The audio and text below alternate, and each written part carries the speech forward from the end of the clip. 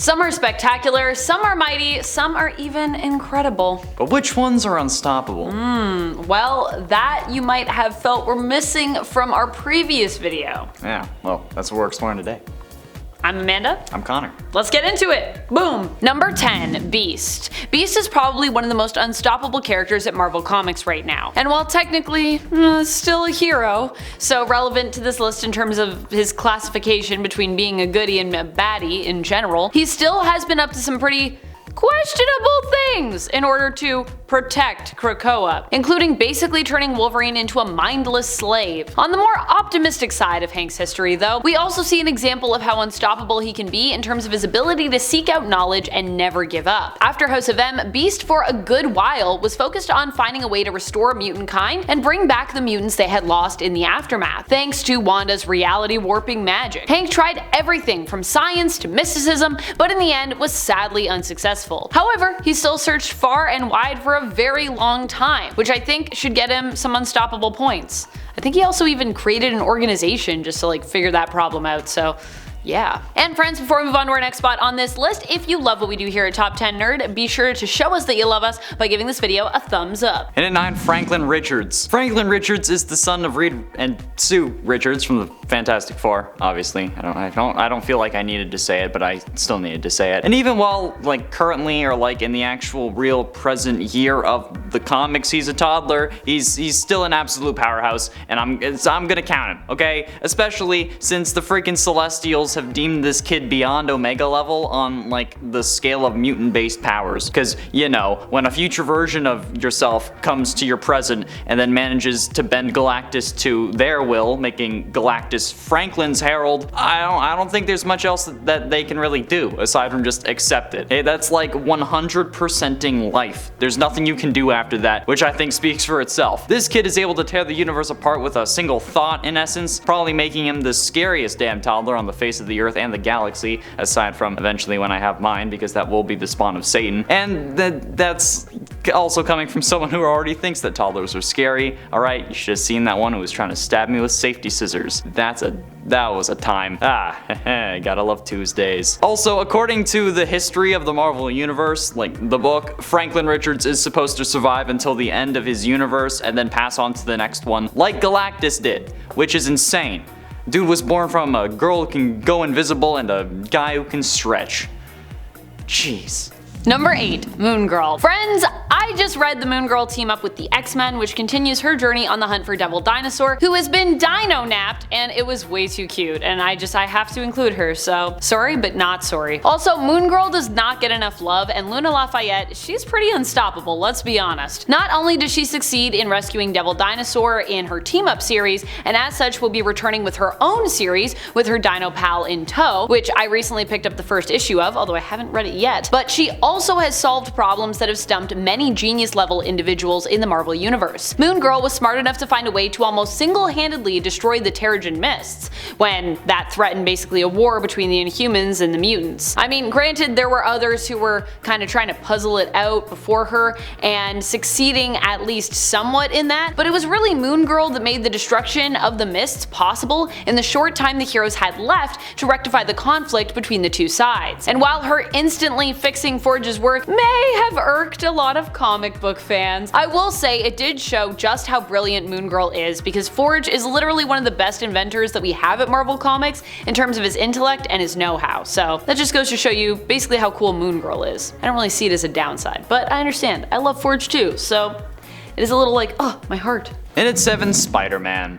No matter what Spider-Man or Spider-Person you're referring to, none of them will ever be stopped in the grand scheme of things, alright? Not only is Peter alone an insanely resilient individual, but that's part of the whole Spider-Person identity. Getting back up no matter how many times you get knocked down or no matter how hard you hit the mat. Which is why Spider-Man is Marvel's most popular character, or well, one of the reasons. Which is yet another reason why he's unstoppable. Because why would Marvel end a character that is just making them mad bank? Spider-Man's introduction in essence resurrected affected the MCU in a time where people thought that Civil War was going to be lame, and now, seemingly, the driving force behind it, since the majority of the OGs have retired or were killed, or sacrificed themselves, or whatever. Spider-Man is a powerhouse in a ton of industries, and that plot armor is going to be more powerful than anything Tony Stark could ever make for him. Cosmic Spider-Man was awesome, and something I want to cosplay, but the plot armor is truly the most powerful version of this character. Plus, the whole thing where he has to actively pull his punches, otherwise, we'll have a whole Andrew Garfield situation. And then when he threatened the Kingpin, because, if things had gone another way,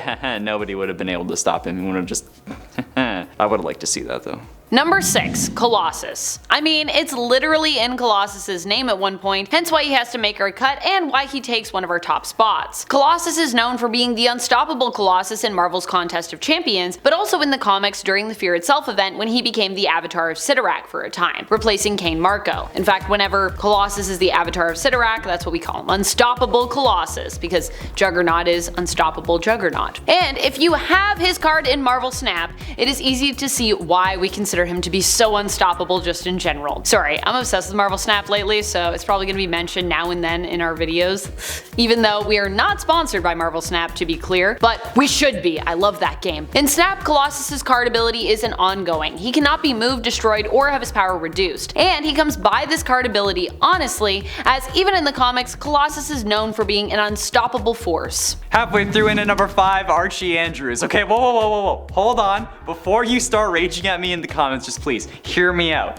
I doubt anyone actually listened to that, but you know what? You may think that this is ridiculous and that I'm just trying to be a shit disturber. And while that is one of my favorite pastimes, Archie and the gang have actually been canon in the Marvel Comics since June of 1994. Archie Meets the Punisher is a one-shot comic and intercompany crossover written by Bat and Lash, and it was published jointly by Archie Comics and Marvel Comics and features the Punisher mistaking Archie Andrews for a criminal that he's been hunting. Then, when he realizes that he was wrong, he works with Archie to rescue Veronica after she had been kidnapped. And you know what? Since Archie has been a superhero multiple times in his comics, this instantly makes Archie a canon Marvel superhero. But with the comics being used as a plot device as well in Riverdale Season 6 to explain their multiverse, well, those would also by proxy be canon, meaning that Archie, being another Marvel Superman but with a weakness to palladium instead of to kryptonite, is a thing.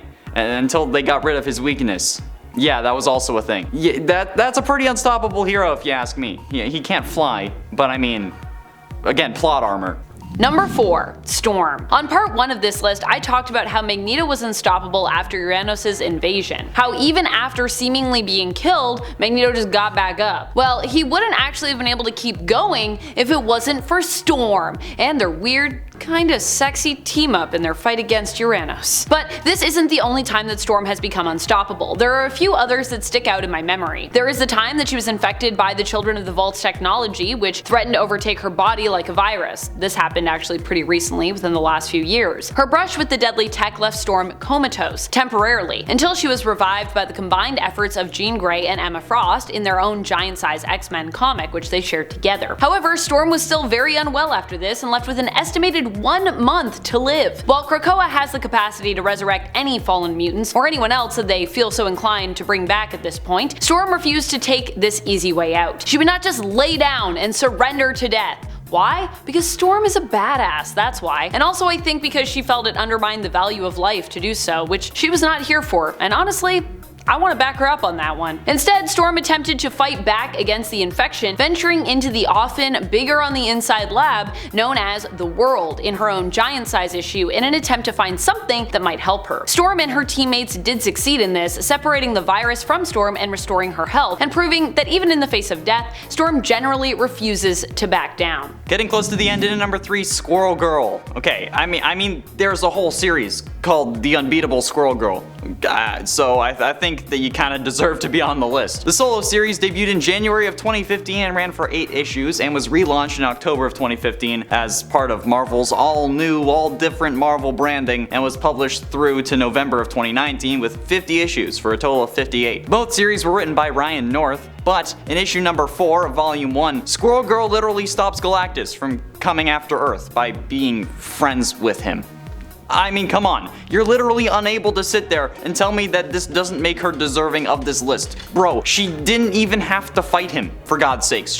That's actually insane, dude. She just talked the devourer of worlds into not going after Earth. Plus, I know that you all love Squirrel Girl, okay? I may not have been here for a while, okay, but I know that much. I also know that saying anything against the Hulk will get me mean DMs for 3 years, but hey, at least you love Squirrel Girl. And honestly, after reading this issue, I have to say I agree. It's pretty freaking nuts. Yes, I made the pun, alright? You were all waiting for it, I hope. Number 2, Punisher. The Punisher truly is a man who never backs down. I mean, we even see this bizarrely enough reflected in his interaction in the comics with Archie Andrews, who was also on this list. Punisher is willing to venture kind of into a totally different world in order to apprehend a criminal. And he succeeds, after of course mistaking Archie for the criminal, but that of course is easy to do when you consider how similar he looks to the man that Punisher was after. Punisher is so committed to catching the evildoer, he resorts to food fight tactics. And for Frank Castle, who often prefers to fight with guns, you better bet that's commitment. That's unstoppable when you're willing to throw a cake at someone. And finally, in at number 1, Scarlet Witch.